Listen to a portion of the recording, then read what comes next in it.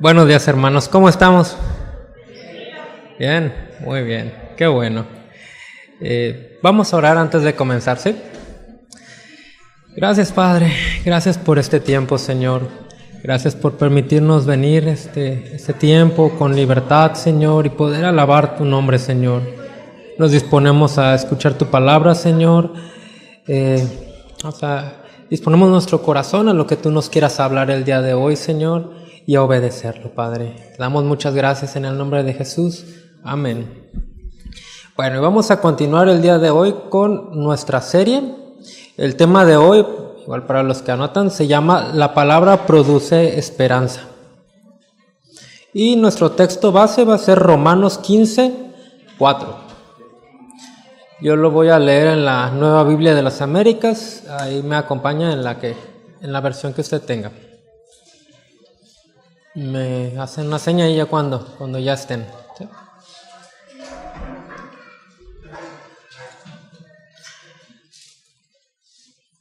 Bueno, dice así: porque todo lo que fue escrito en tiempos pasados para nuestra enseñanza se escribió, a fin de que por medio de la paciencia y del consuelo de las Escrituras tengamos esperanza. Bueno, ya hemos estado viendo a través de la serie temas bastante importantes que han puesto fundamento en lo que vamos a ver hoy. Ya no vamos a redundar en eso o profundizar en algo que ya profundizaron anteriormente. Si te perdió algún tema, bueno, pues ahí se suben o se comparten las enseñanzas en el grupo o están en internet también. Hemos visto que la Biblia o la palabra de Dios es veraz, es inspirada por Dios, es inerrante, es confiable. Sí, es confiable, y en esto descansamos.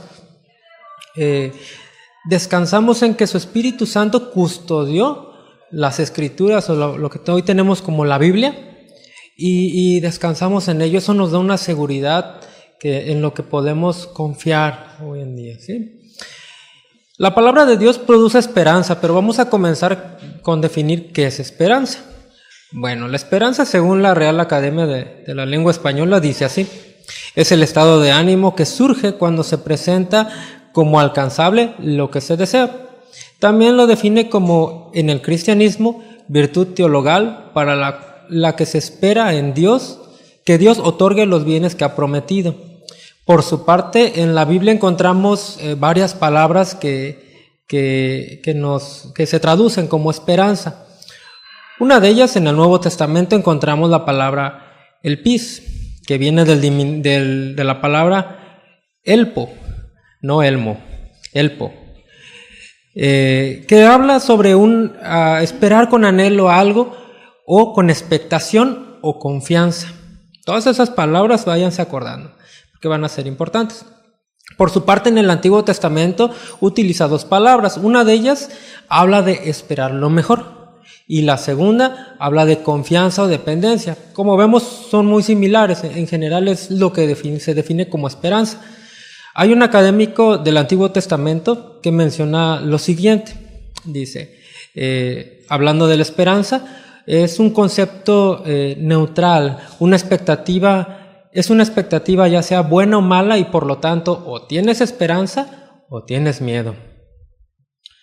En cada una de las definiciones con las que nos recordemos, tienen algo en común, y es una expectativa, algo que esperamos.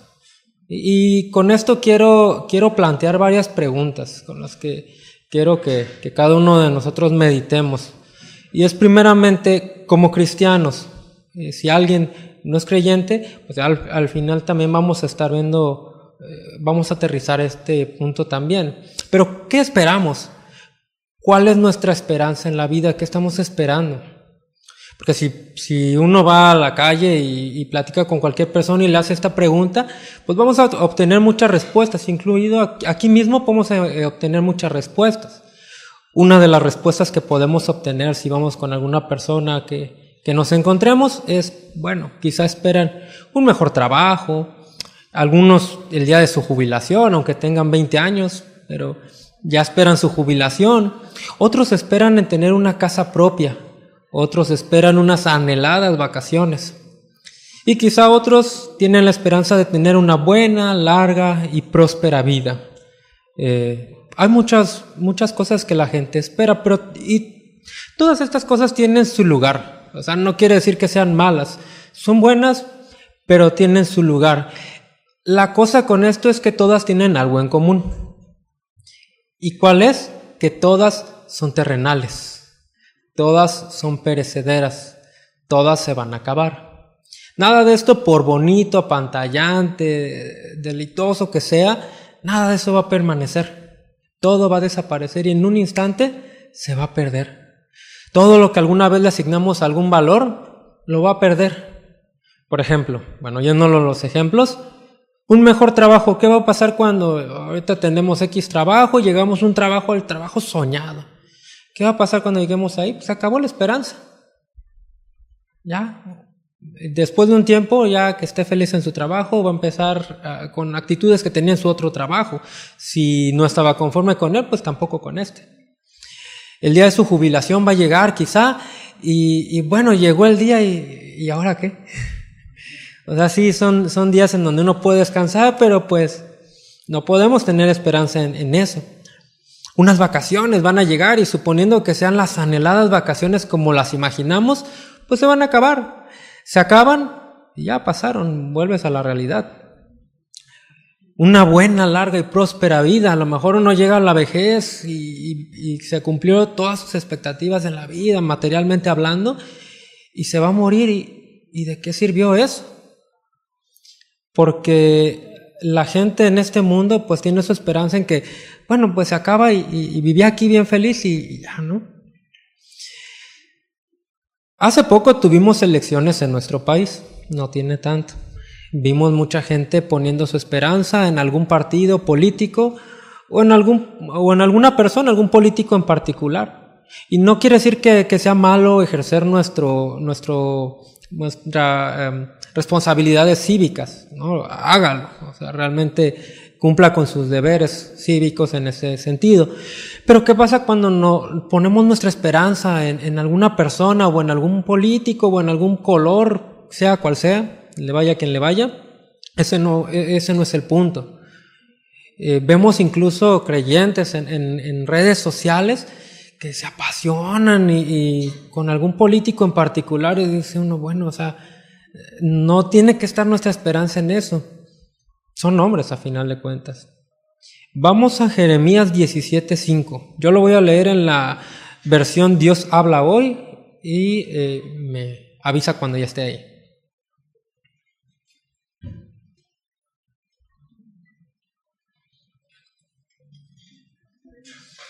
Dice así: el Señor dice, maldito aquel que aparta de mí su corazón y pone su confianza en los hombres y en ellos busca apoyo. Qué fuerte, ¿no? O sea, maldito aquel que aparta de mí su corazón, pone su confianza en los hombres y busca de ellos apoyo. No está mal apoyarse en algún momento de alguna persona, pero la primera parte es fundamental en esto. Dice, maldito el que aparta de mí su corazón. O sea, aquella persona que en lugar de ir a Dios, primero pone su confianza en el hombre de tal manera de que corre al hombre, corre a su brazo de carne. Y podemos cometer este error, este pecado. Es fuerte, dice maldito aquel. Y en sí mismo es una maldición, porque no, el apartar nuestra confianza de Dios nos va a acarrear, no nos va a ir bien en la decisión que tomemos, no va a ser lo mejor. Y volvemos a nuestra pregunta, nosotros, ¿cuál es nuestra esperanza y en qué la fundamentamos? Como cristianos, tenemos nuestra esperanza en cosas materiales, en personas, en políticos, en la economía, etcétera, en lo que quiera ponerle nombre. Y por consecuencia, nuestros anhelos, ¿dónde están? ¿En dónde están puestos nuestros anhelos? ¿Qué es lo que esperamos? ¿Cosas de este mundo? ¿Cosas terrenales? Y le digo, o sea, no quiere decir que todo esto esté mal. Las cosas materiales, es bueno querer una casa, cosas así, tiene su lugar, pero nuestra esperanza no puede estar en ello. No puede tener una prioridad más allá de Dios mismo, porque cuando se pone algo en el lugar de Dios, eso se convierte en nuestro Dios o en un ídolo. Tenemos que tener cuidado con esto. Si tenemos algo material o algo terrenal, perecedero, como nuestra esperanza, entonces estamos desenfocados si somos cristianos. Estamos muy desenfocados. Ya puede ser por falta de instrucción, puede pasar, o por algún descuido de nuestra parte. Como decía nuestro pastor Ángel, también puede pasar esto. Si el evangelio no nos ha cambiado, es porque el evangelio no nos ha llegado. Mucha gente que puede venir muchos años a la iglesia y realmente nunca haber puesto su esperanza, su confianza en Cristo y entrar en esas características. Y no hablamos con esto solamente con información. Podemos tener buenas bases doctrinales, conocer muchos textos. Hay gente que hace maratón bíblico y se sabe media Biblia de memoria. Y está bien, qué bueno.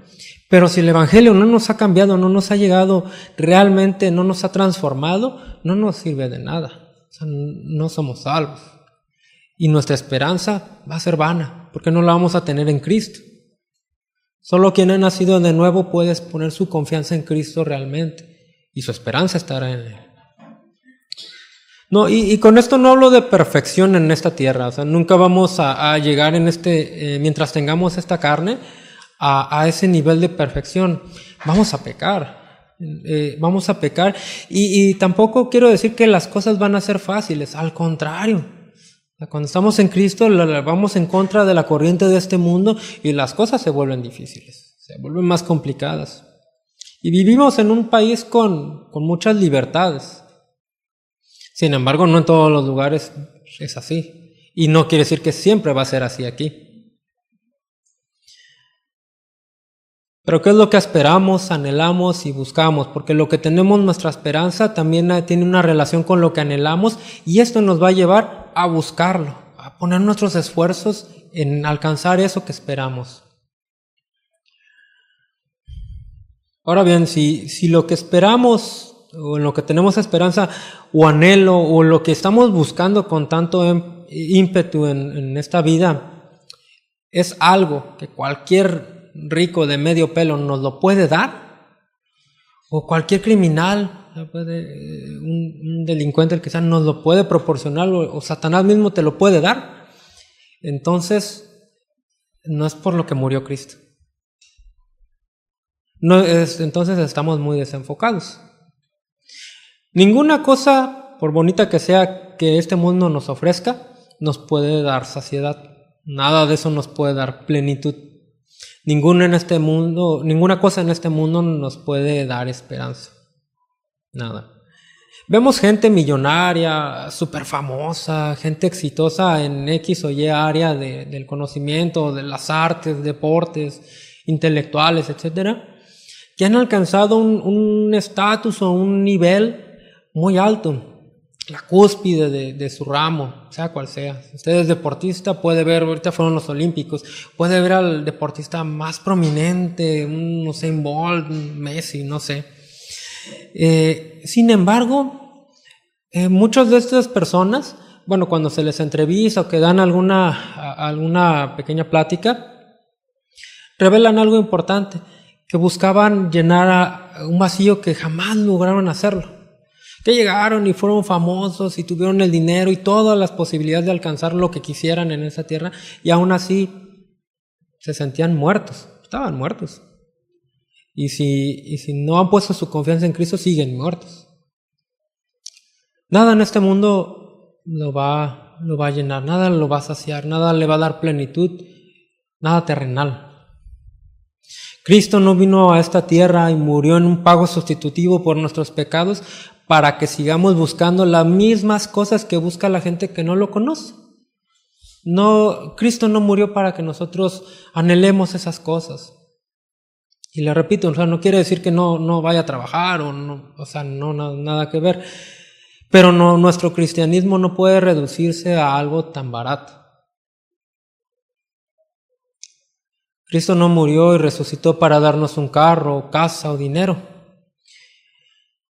Ahora acompáñame a Mateo 6, 32 y 33.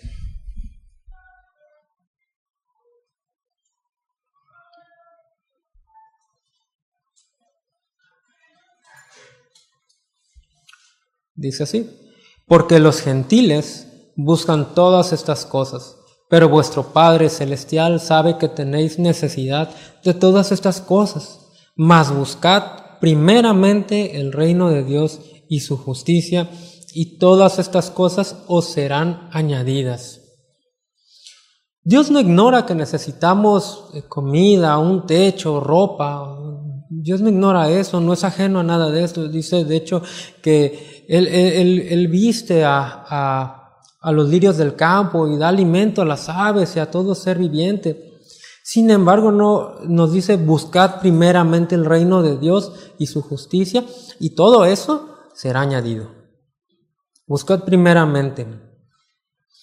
Ahora bien, en Mateo 13, 44 al 46, dice así, en la Nueva Traducción Viviente, dice: el reino del cielo es como un tesoro escondido, que un hombre descubrió en un campo. En medio de su entusiasmo lo escondió nuevamente y vendió todas sus posesiones a fin de juntar el dinero suficiente para comprar el campo. Además, el reino del cielo es como un comerciante que busca perlas de primera calidad. Cuando descubrió una perla de gran valor, vendió todas sus posesiones y las compró. Esas son dos parábolas que menciona Jesús y hablan de algo importante, de algo valioso, muy valioso que encontraron estas dos personas. En una encontró este hombre una perla de mucho valor, y en la otra encontró un tesoro escondido que estaba estaba escondido, enterrado. Lo encontró en un terreno. Estas cosas eran tan valiosas para estas personas que nos hace la parábola, o las asemeja al reino de los cielos. O sea, en esencia, que es algo tan valioso, que vendieron todo lo que tenía, o sea, todo. Imagínense que de repente, no sé, llega a su casa de trabajar, llega y su esposa le dice, ¿sabes qué? Vendí todo, la casa ya no es nuestra, ahorita van a venir nuevos dueños, así como que, o sea, ¿por qué? Imagínense, llega a su casa y le dice a su esposa, ¿sabes qué? Ya no tenemos carro. Y con una sonrisa bien acá, como que ya no tenemos carro, o sea, ¿cómo? Lo vendí, es más, lo malbaraté, porque pues nadie te lo compra así rápido en un buen precio. Y bueno, surgen dos cosas. Una, la preocupación de la esposa, ¿no? O sea, de que ¿por qué lo vendiste? Y la segunda es, bueno, lo vendiste, ¿que a cambio de qué? O sea, ¿por qué? ¿Qué encontraste con tanto valor que hiciste algo tan radical? O sea, no, es que encontré algo valiosísimo. Y pues, ¿qué es, no? Estos hombres encontraron cosas que para ellos eran muy valiosas. Pero Jesús menciona que lo gran valioso era el reino de Dios. Cristo mismo es lo más valioso para nosotros. Y bueno, es intencional, ahorita la van a ver, pero imagínense que llega a casa y de repente vendí todo, la casa, el carro, todo. Y estamos, por ejemplo, imagínense que estamos en una persecución en donde ya no hay libertad para leer la Biblia, etcétera. Y de repente vendí todo ¿por qué lo cambiaste? Y llega su esposo o su esposa y lo vendí por esto. Y así como que la esposa, si su reacción por dentro es así como que, ¿qué? Es que no consideramos y le digo, o sea, que esté deshilachada es intencional, pero lo que quiero decir es de que ¿qué valor le asignamos a la palabra de Dios? O sea, donde encontramos el tesoro de Cristo. ¿Qué valor le asignamos? Porque no siempre vamos a tener la libertad de tener una Biblia. Hay países en donde no está esa libertad y ni siquiera una Biblia así tienen. Hay lugares donde tienen fragmentitos, pedacitos. Una de estas hojas córtenla en 4 y nada más tienen eso. Y lo abrazan con un gozo. O sea, dicen, ¡ay, sí! Y algunos están en alguna cárcel. Ya el pastor alguna vez nos pasó un pequeño testimonio de un misionero al respecto, donde decía él, o sea, les dan el papelito y están en la cárcel, o si los ven se los van a quitar. ¿Qué hacen? Lo memorizan rápido. ¿Por qué? Porque de la memoria no se los pueden quitar, y del corazón menos. ¿Qué tanto amamos, qué tanto valoramos, qué tanto atesoramos la palabra de Dios? ¿Qué tanto atesoramos lo que Dios nos está hablando? A Cristo, ¿qué tanto lo atesoramos? ¿Es realmente lo más importante para nosotros, o nos dolería perder un carro o una casa por tener a Cristo?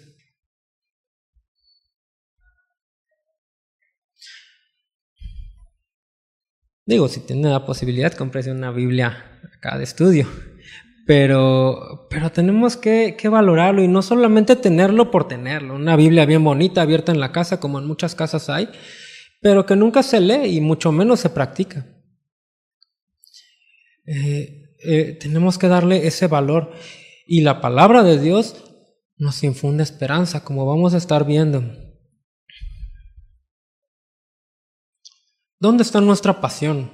¿En qué está puesta? Un ejemplo sencillo también que en alguna ocasión ya hemos escuchado es que hay personas que son muy apasionadas con cosas como el deporte, como el fútbol, por ejemplo. Algún miércoles les platicaba que, por ejemplo, hubo un caso de unos argentinos que fue la final de la Copa Libertadores. ¿Y qué pasó? Argentinos vendieron todo, bueno, muchas cosas muy importantes. Vendían, de hecho, decían de un niño que su papá vendió su consola de videojuegos y no sé qué cosa, porque se querían ir a la final, no al estadio, solamente a la ciudad donde iba a ser en Brasil. ¿Y qué pasó? Ganó el equipo brasileño, perdieron los argentinos, y estaban inconsolables. Alguien se suicidó por ahí. O sea, es que en esas zonas de Sudamérica el fútbol es un ídolo, es un dios. Y vemos esa pasión que tienen, que cuando pasan cosas como esas en donde pierde su equipo favorito o lo que sea, llegan a esos grados, porque ahí estaba su esperanza. Y se manifiesta esa esperanza a través de una pasión. Es una pasión desmedida, o sea, no quiero decir que haga desfiguros tampoco. Pero ¿dónde está nuestra pasión? ¿Dónde está nuestra esperanza? Ahora bien, vemos cómo aficionados brincan vallas de seguridad en los estadios, burlan a la seguridad para irse a medio tomar una foto o tocar a su jugador favorito, póngale el nombre que quiera. Y cuando los alcanzan van a enfrentar multas muy caras, quizá cárcel, cosas que no tienen sentido. Y sin embargo ellos están no solo dispuestos, sino felices por haber alcanzado ese logro de ir con su ídolo. Ahora bien, si esta gente hace estas cosas, le digo, no para que haga desfiguros ni cosas así, pero para estas personas, un hombre tiene este nivel en su corazón, ¿cuánto más Cristo para nosotros? Ahora bien, algo de tanto valor para nosotros, hay manifestaciones externas. O sea, y uno puede decir, bueno, es que yo soy muy reservado, introvertido, lo que sea, pero cuando encuentra la cosa que le gusta o le apasiona, lo ve. O sea, vemos de repente en las cafeterías en el Mundial y la gente bien apasionada, aunque usted diga, ay, pero esto ni... ¿A poco? Sí, o sea, se manifiesta de alguna manera.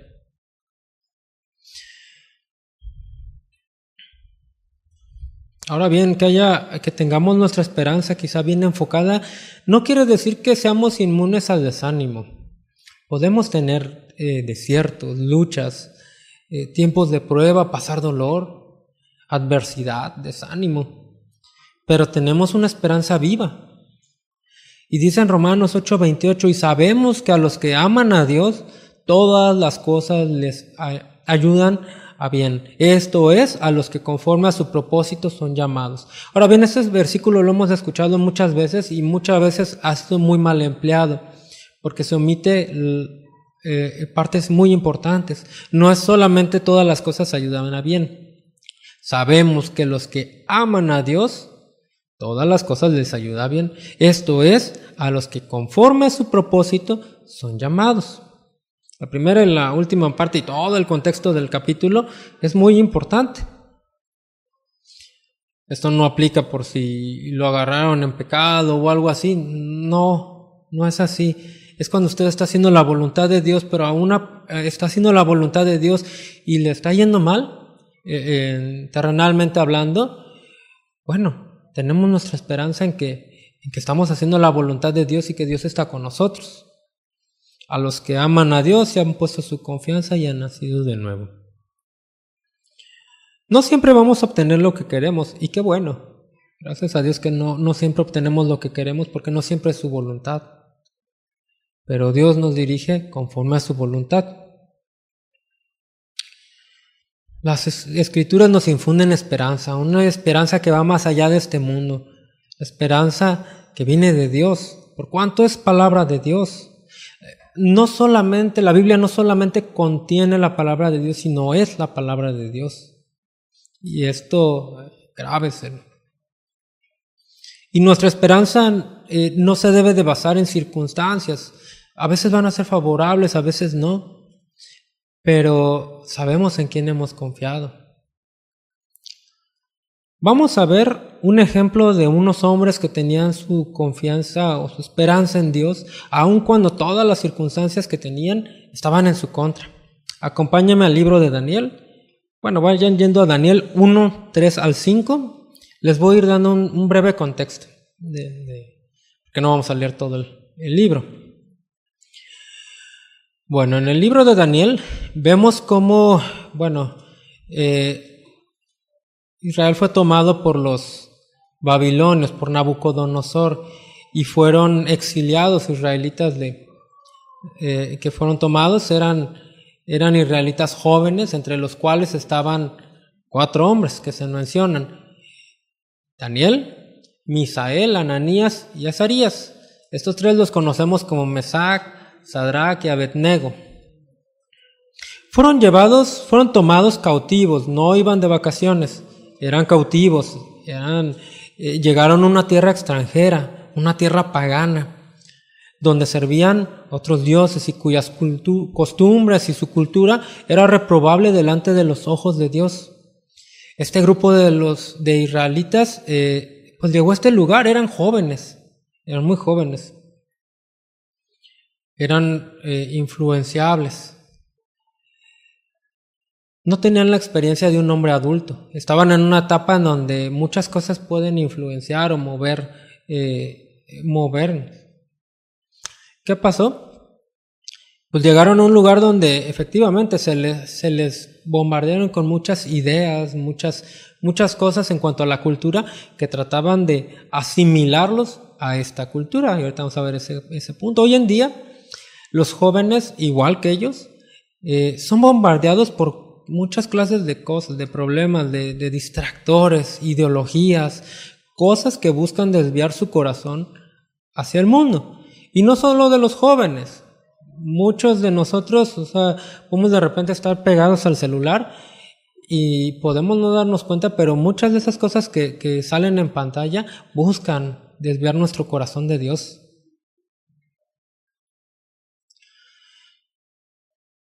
Bueno, llegamos a Daniel 1, 3 al 5, dice así: Entonces el rey mandó a Aspenaz, jefe de sus oficiales, que trajera de los israelitas a algunos de la familia real y de los nobles. Esos jóvenes no debían de tener defecto alguno, serían de buen parecer, inteligentes en todas las ramas del saber, dotados de entendimiento y habilidad para discernir, y que tuvieran la capacidad de servir en el palacio del rey. Y le dio órdenes de que les enseñaran la escritura y la lengua de los caldeos. El rey les asignó una ración diaria de los manjares del rey y del vino que él bebía, y mandó que los educaran por 3 años, después de los cuales entrarían al servicio del rey. El rey les impuso aquí varias cosas: su idioma, su educación, su comida y su bebida. ¿Todo esto para qué?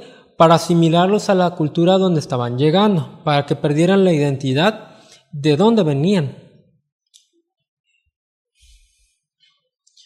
Sin embargo, hay algo muy importante aquí. Estos jóvenes tenían sus convicciones bien firmes. Su esperanza no estaba en esas cosas, en todo lo material que había alrededor que se les ofrecía, porque iban a tener posición si lograban agradar al rey. Iban a tener posición, dinero, poder, etc. Sin embargo, en Daniel 1:8 dice lo siguiente: pero Daniel se propuso en su corazón no contaminarse con los manjares del rey, ni con el vino que él bebía, y pidió al jefe de los oficiales que le permitiera no contaminarse. Todo comenzó con algo: propuso en su corazón. Y esto es fundamental, y esto es algo que tenemos que tener todos aquí presentes. Proponernos en nuestro corazón no contaminarnos con los deleites de este mundo, con lo que el mundo ofrece. Y le digo, no quiere decir lance su celular, si Dios le dice, pues láncelo, pero no se contamine. Úselo para lo que es, ya. Ellos tenían sus convicciones bien arraigadas. Las convicciones van más allá de las circunstancias, más allá de lo que se ve, más allá de los sentimientos y de las emociones. Las convicciones deben estar firmes en la palabra de Dios. Nuestra esperanza debe ser firme en quién es Dios y lo que dice en su palabra. En ello tenemos que aterrizar siempre nuestras convicciones y nunca seremos movidos. Seremos como esa casa que fue edificada sobre la roca y no sobre la arena. Si la edificamos sobre la arena, es sobre lo que vemos, sobre lo material, será arrastrada. Todo lo que vemos, llega a su casa al ratito y véala. Esa casa, tarde o temprano, no va a existir. Por buenos cimientos que tenga en cuanto a construcción de lo material actual, ¿cuánto puede durar? En 1000 años ni rastro va a quedar de su casa. ¿De su carro? Tampoco.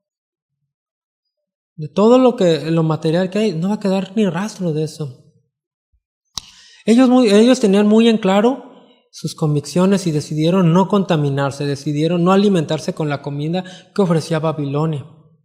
Y Dios los respaldó. En Daniel 3:1-6 dice lo siguiente: el rey Nabucodonosor, en este punto ya estamos pasando más adelante en la historia, pasaron todavía más cosas, pero llegamos a este punto. Esto fue para dar un poquito de contexto y sepan de quién estamos hablando. Daniel 3:1-6 dice así: el rey Nabucodonosor hizo una estatua de oro que medía 27 metros de altura y 2,5 metros de ancho, y la levantó sobre la llanura de Dura, en la provincia de Babilonia. Luego envió mensajes a los altos funcionarios, autoridades, gobernadores, asesores, tesoreros, jueces y magistrados, y a todos los funcionarios provinciales para que asistieran a la dedicación de la estatua que él había levantado. De modo que todas estas autoridades vinieron y se pusieron de pie ante la estatua del rey Nabucodonosor, que el rey Nabucodonosor había levantado. Entonces un vocero proclamó: gente de toda raza, naciones y lengua, escuchen el mandato del rey.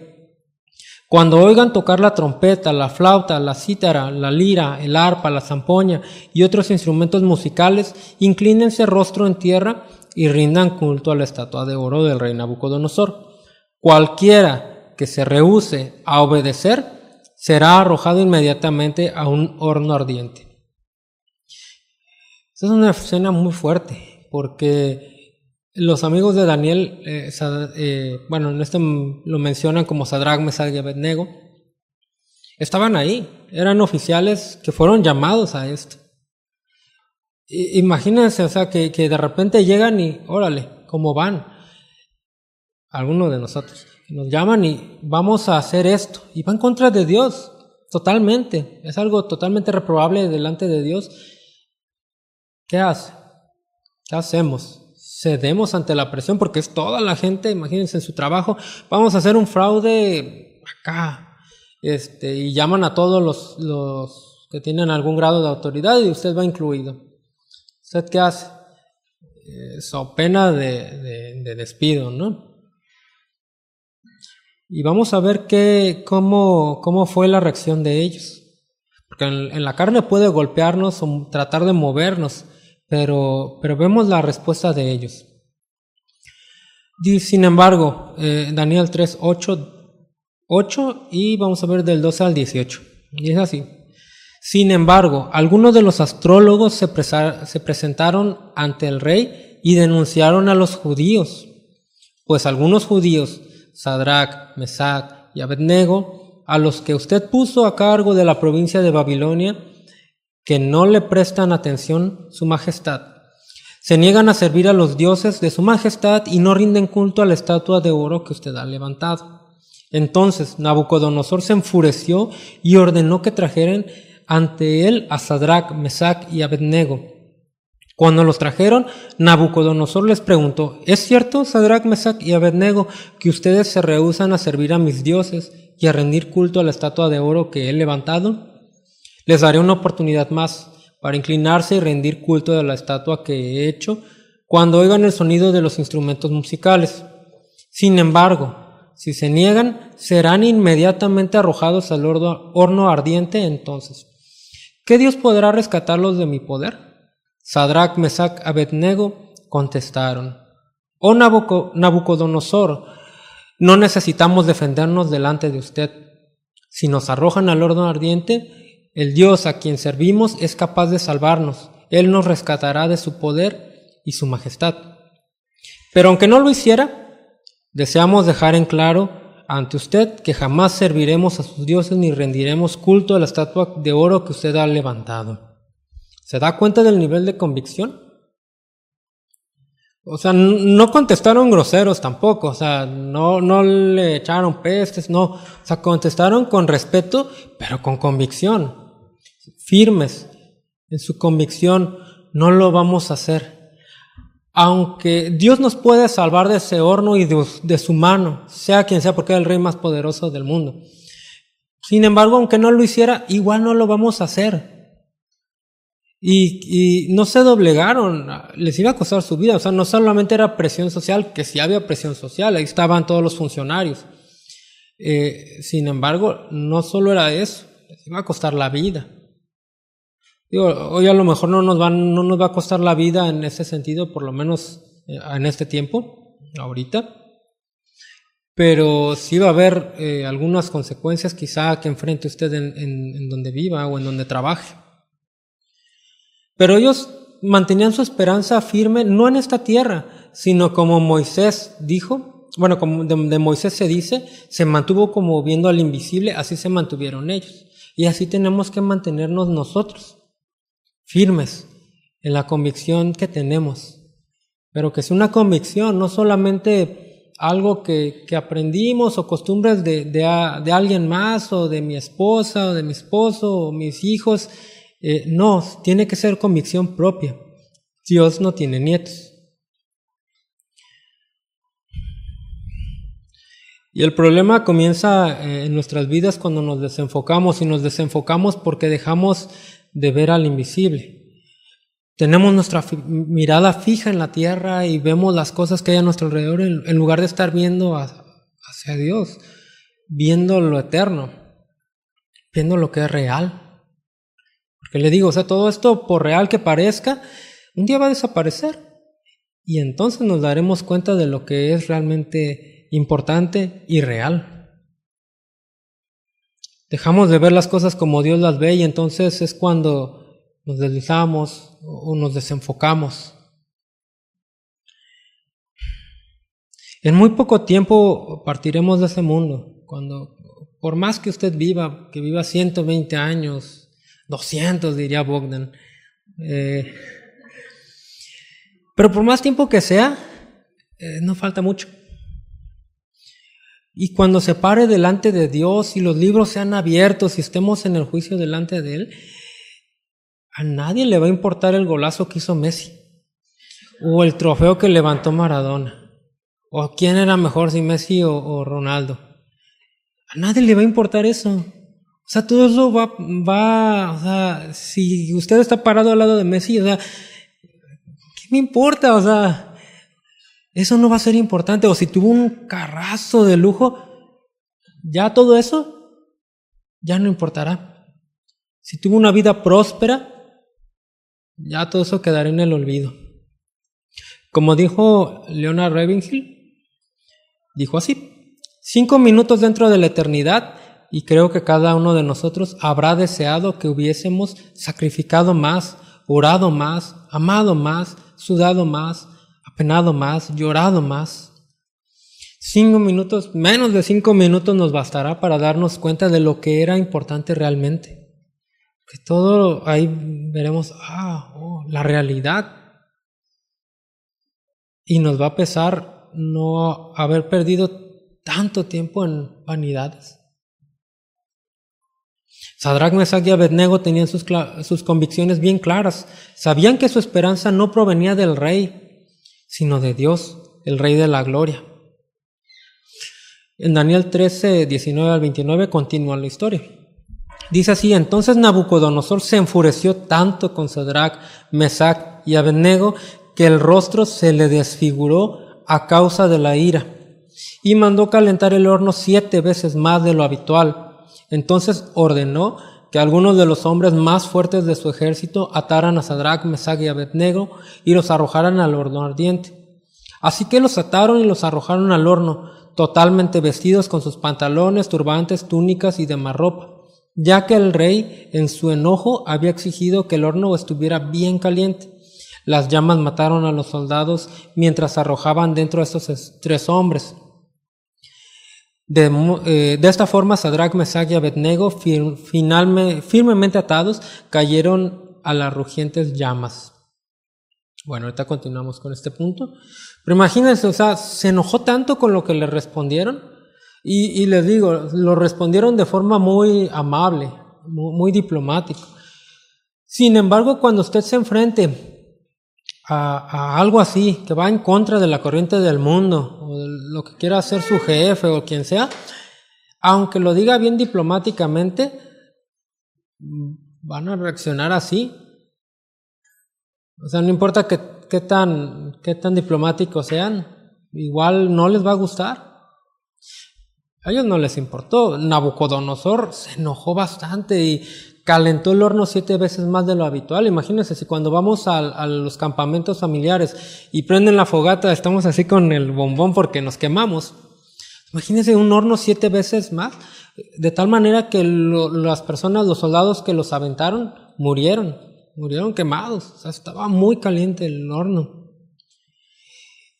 Dice el 24: de pronto Nabucodonosor, lleno de asombro, se puso de pie en un salto y exclamó a sus asesores: ¿no eran 3 hombres los que atamos y arrojamos dentro del horno? Sí, su majestad, así es, le contestaron.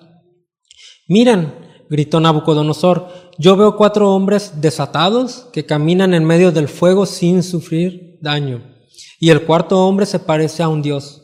Entonces Nabucodonosor se acercó tanto como pudo a la puerta del horno en llamas y gritó: Sadrac, Mesach y Abednego, siervos del Dios Altísimo, salgan y vengan aquí. Así que Sadrac, Mesach y Abednego salieron del fuego. Entonces los altos funcionarios, autoridades y gobernadores y asesores los rodearon y vieron que el fuego no los había tocado. No se les había chamuscado ni un cabello, ni se les había estropeado la ropa. Ni siquiera olían a humo. Entonces Nabucodonosor dijo: alabado sea el Dios de Sadrac, Mesach y Abednego. Envió a su ángel para rescatar a sus siervos que confiaron en él. Desafiaron el mandato del rey y estuvieron dispuestos a morir en lugar de servir y rendir culto a otro Dios que no fuese su propio Dios. Por lo tanto, yo decreto, si alguien, cualquiera que sea su raza, nación o lengua, habla en contra del Dios de Sadrac, Mesach y Abednego, será despedazado y su casa será reducida a un montón de escombros. No hay otro Dios que pueda rescatar de esta manera. Ellos no sabían que Dios los iba a librar del horno. O sea, Ellos sabían que Dios los podía rescatar del horno, pero pues Dios puede hacerlo, pero si no lo hace, pues no hay problema. No vamos a servir a tus dioses. Vemos, por ejemplo, con Esteban. Esteban fue el primer mártir y no fue rescatado de la muerte. Murió. Y sin embargo, ¿qué dijo? Perdónalos. Saben lo que están haciendo. No sé si nos damos cuenta del nivel de convicciones de esas personas, independientemente de cuál fuera el resultado terrenal. Ellos sabían que si morían en ese momento, iban a despertar en la gloria. Y créanme, cuando estemos allá, así, no, es la tierra, pues que no, yo me quedo acá.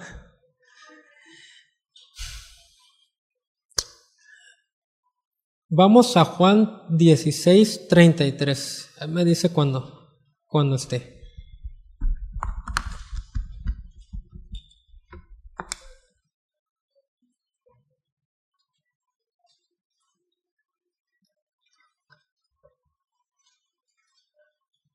Dice así: estas cosas os he hablado para que en mí tengáis paz. En el mundo tendréis aflicción, pero confiad, yo he vencido al mundo. Entonces, si usted, pero es esto una esperanza. En mí tengáis paz, en el mundo tendréis aflicción, o sea, eso es inevitable, en el mundo vamos a tener aflicciones, nuestra esperanza no está en el mundo, pero confiad, yo he vencido al mundo, dice Jesús.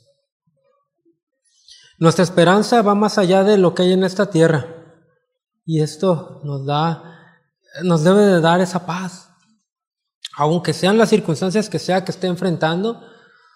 O sea, no niego que puede, o sea, sus circunstancias, no lo explico, no las podemos minimizar lo que esté pasando, un problema que esté pasando a alguien más. De hecho, al contrario, o sea, como hermanos, ¿sabes qué? O sea, verlo con ese valor y orar por la persona, apoyarlo, etcétera.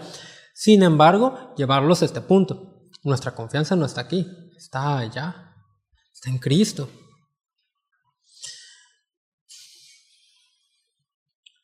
Ahora bien, esto para quienes hemos puesto nuestra confianza en Cristo, pero si usted no ha puesto su confianza en Cristo, entonces cualquiera que sea su esperanza, es más delgada que una pequeña viga de triplay. O sea, se conoce el triplay, una maderita así delgadita, que uno se para ahí y se va a caer. Pues ese triplay es más grueso que la esperanza en la que esté. Si no ha puesto su confianza en Cristo, eso no es nada. E incluso el hermano Ravenfield también decía, el mayor de los ejecutivos puede ser eliminado en una fusión de compañías. El más hábil de los doctores puede ser eclipsado por el nombramiento de algún brillante e incluso desenvuelto joven novato. El trono puede ser derrocado en una noche. Un dictador vive en constante miedo de ser asesinado. El atleta por largo tiempo ídolo de la multitud puede perder su forma y decrecer y en una semana convertirse en un donadie. Pero el gozo es una persona. El gozo se mantiene por permanecer en una persona, por creer en Él, por obedecerle a Él. Eso nadie nos lo puede quitar. O sea, usted puede ser lo que sea, ser un presidente, tener todo el poder que sea, y eso incluso en esta tierra le puede ser quitado en este momento, en un instante. Se puede decir, bueno, yo tengo trabajo, no sé, en el Seguro Social y tengo base y soy sindicalizado y lo que sea, pero en un instante cambian las leyes y se quedó sin chamba y perdió todo en esta tierra. Si tenía su confianza puesta en eso, ya quedó. Y por eso vienen devaluaciones, crisis económicas, y hay gente que se suicida o se deprime o mil cosas. Pero aunque no pasara esto, aunque usted viviera en tiempos de paz, esa esperanza es muerta. Porque un día se va a morir y se va a enfrentar a esta realidad. Nada en este mundo puede darnos una esperanza real, nada terrenal. todo lo que tienes en esta vida un día te será quitado. Tarde o temprano lo perderás absolutamente todo y quedarás completamente desnudo delante de Dios, delante del Dios de la gloria, del Dios santo, en quien no hay mancha alguna ni sombra de variación, el que es digno de toda adoración, delante del cual se postra toda creación, tanto en los cielos así como en la tierra y bajo de la tierra y en el mar. Delante de Él estarás un día y será descubierta que cada acción y cada pensamiento y cada motivación que tenemos un día serán descubiertos. Aún los pensamientos más profundos y privados están delante de Él y nada está oculto a sus ojos. Por lo tanto, ¿quién podrá declararte inocente de cada acusación que se presente en tu contra y que sea respaldada por tu propio actuar y pensar? Si tu esperanza estaba puesta en un político, en una vida cómoda, en la economía, en lo que sea, incluso si está puesta en la vida consagrada de tu esposo, de tu esposa, de tus hijos, de tu pastor, no es suficiente. Se desmoronará esa esperanza como la fina arena. Caminamos por la playa y pasa una ola y en un instante esas huellas desaparecen. Así será la esperanza de quien puso su esperanza en cosas perecederas. En un instante desaparecerá y nada de esto quedará. Se va a desmoronar. Solo la sangre de Cristo quita el pecado del mundo. Solo por medio de Cristo podemos presentarnos delante del Padre justos, limpios y sin temor. No por nuestras buenas obras, sino por la obra de Cristo en la cruz, solamente. No hay más. Si nuestra esperanza no está en Cristo, nuestra esperanza es totalmente vana. Pero si nuestra esperanza está en Cristo, no importa lo que estemos enfrentando o padeciendo en esta tierra, por fuerte que sea, tenemos seguridad, esta seguridad. Un día estaremos delante del Padre y los libros serán abiertos. ¿Y qué nos podrá sostener en pie? Solamente la sangre de Cristo nos puede hacer justos delante del Padre y solamente la sangre de Cristo que fue derramada por nosotros puede hacer que el Padre nos vea y vea a Cristo. Y su justicia va a ser imputada a nosotros. Su justicia va a decir, este tiene la sangre de Cristo para adelante, pásale. Pero si no tenemos la sangre de Cristo que haya quitado nuestros pecados, entonces puede ser el presidente más justo terrenalmente y nada de eso lo va a librar del juicio. Vamos a terminar con Apocalipsis 21, del 12 al 21. Al final de la Biblia, ahí vamos a ir. A veces empezamos a darle hojas. Sí. Dice así: He aquí yo vengo pronto y mi galardón conmigo para recompensar a cada uno según sea su obra.